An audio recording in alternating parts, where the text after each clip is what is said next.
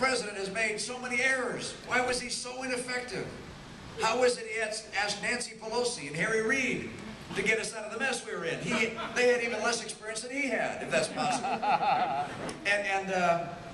I love the old line Ronald Reagan gave about that. He said, you know, it's not that liberals are ignorant. Right. It's just that what they know is wrong. and what he did was simply wrong. But there's something else. I'm convinced that this president fundamentally believes that Europe got it right and that we got it wrong. Fundamentally believes that government guiding our lives, the government telling businesses how they can grow and where they can expand and where they can't open factories, the government telling us how to get our health care and which procedures we can have and which we can't, and which doctor we can have and which insurance we can have, that if you have government guiding our lives, that we'll do better than if people free are able to choose their own course in life. Now, I don't think Europe is working in Europe. I know it won't work in America.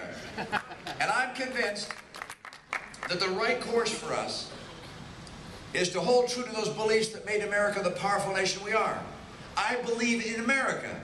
I believe in American freedom and American opportunity.